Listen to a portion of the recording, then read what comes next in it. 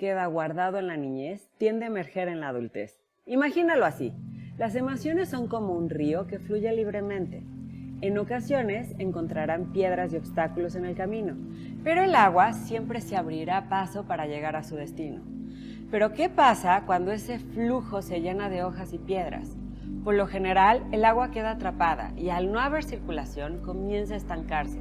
Puede quedarse así por algún tiempo. Sin embargo, la fuerza del río tarde o temprano acabará desbordando el agua y encontrará su cauce, al igual que las emociones estancadas en nuestras vidas. Los seres humanos somos de una pieza y aunque nuestro ego quiera hacernos creer lo contrario, emoción, cuerpo, mente y espíritu están tan unidos como el agua, el cauce y las piedras. Cuando una parte se mueve, lo demás también lo hará. Para poder empezar a sanar nuestras emociones estancadas, necesitamos cuidar de nuestro cuerpo, darnos cuenta de cómo es nuestra alimentación, cómo ésta está directamente relacionada también con las emociones. Podemos creer que nos estamos nutriendo, pero ¿será cierto? ¿Será que todo lo que metemos a nuestro cuerpo lo nutre? Reflexiona por un momento. ¿Cuánta agua simple has tomado el día de hoy? ¿Cuánta fruta? ¿Cuánta verdura? ¿Cuánta proteína? ¿Has comido de manera balanceada? ¿Has ingerido algo que pueda estar dañándolo? ¿Y qué tal el ejercicio? ¿Cuánto has movido tu cuerpo hoy?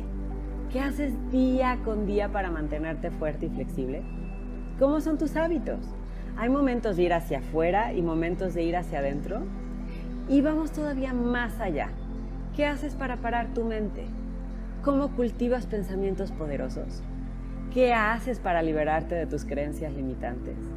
¿Y qué me dices de tus emociones? ¿Te has dado cuenta de cuál es tu patrón de carga y descarga? ¿De cuáles son esas emociones que viven bloqueadas en ti, generando un patrón de tensión en tu cuerpo? Recuerda, eres de una pieza y tus emociones se manifiestan en tu cuerpo.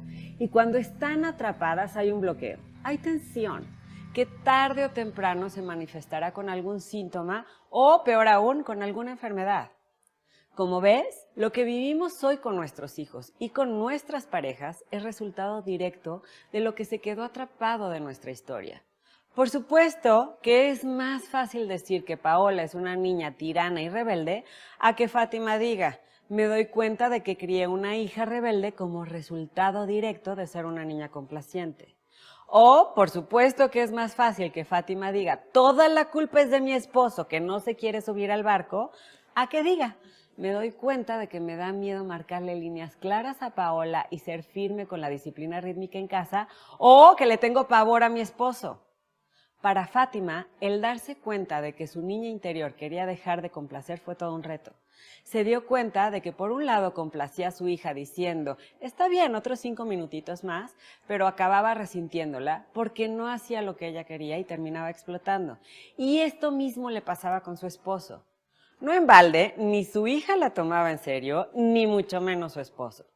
Al comenzar a quitar las hojas y las piedras que obstaculizaban el paso de su agua, su río comenzó a recuperar la fuerza, la vitalidad y la claridad que necesitaba. Ahora, cada vez que necesitaba que su esposo se subiera al barco, lo podía hacer desde un lugar de poder, amor y certeza que antes no sabía siquiera que tenía porque su agua estaba turbia. Podemos hacer responsables a los demás por los resultados que tenemos en nuestras vidas, pero esto es una postura muy infantil que viene directamente de tener nuestras emociones estancadas. Crecer significa liberar nuestra fuerza vital de los bloqueos y los obstáculos que nosotros mismos nos generamos al ir creciendo. Por eso, a partir de hoy tienes una tarea y es comenzar a cuidar de ti. Y para ello, lo primero que hay que empezar a transformar es tu relación con el miedo. Y en el siguiente video vamos a hablar a profundidad de este tema.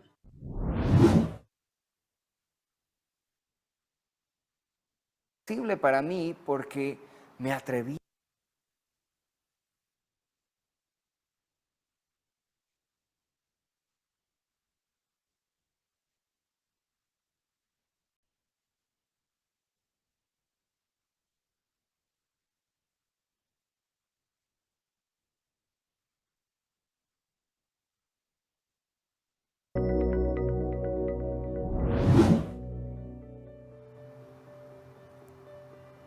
Recuerdo que desde muy pequeño desarrollé una fobia a las alturas. Y era una cosa, era un miedo que me paralizaba. Recuerdo que mis hermanos se subían al techo de la casa y yo me quería subir con ellos.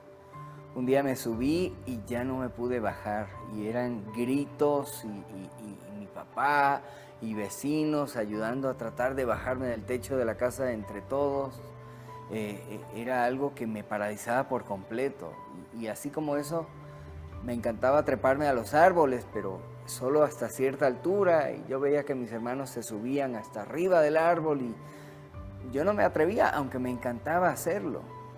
Me pasaba igual que quería subir escaleras que tenían como un hueco por medio y no llegaba hasta el primer piso cuando me agarraba del escalón y gritaba para que alguien me bajara o me terminaran de subir si había que hacerlo, pero yo no podía subir escaleras que tuvieran una separación o recargarme de un barandal en un segundo o tercer piso.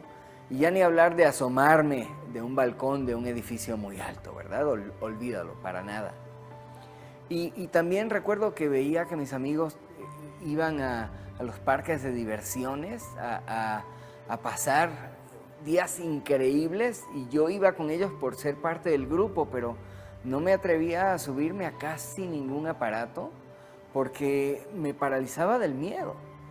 Y así fueron pasando los años y logré ir venciendo un poco ese miedo, pero recuerdo que un buen día a los 17 años de edad íbamos un grupo de chavos de la escuela y ahí se subió una chica que me gustaba y yo no me atrevía a subirme con ella a la rueda de la fortuna y ese día fue cuando dije, ya basta Luis Carlos, tienes que vencer esto.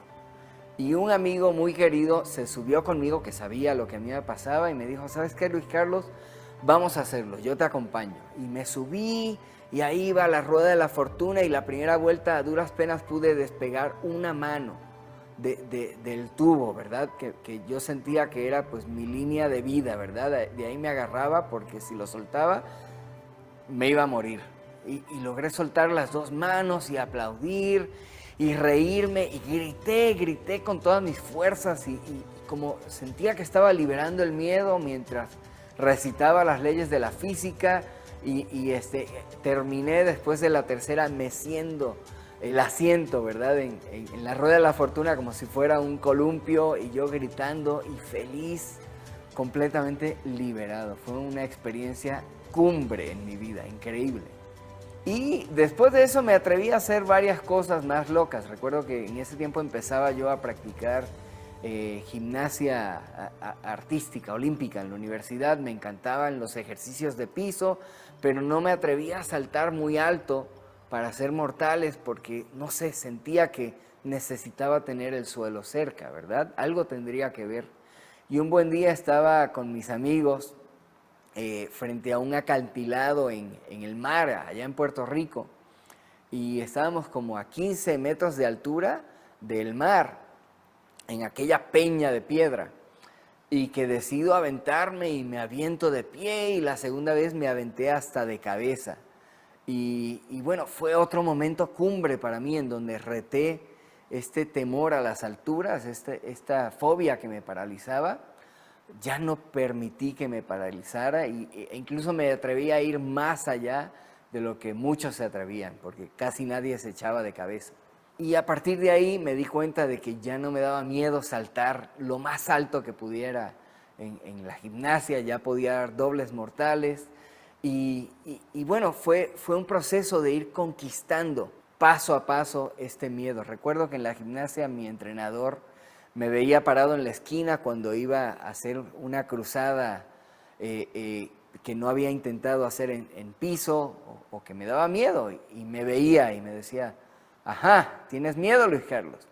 Sí, tengo miedo. Venga, con todo y miedo. Y ahí iba yo y me aventaba la cruzada y él estaba ahí para protegerme de cualquier cosa que saliera mal, pero yo necesitaba enfrentar el miedo.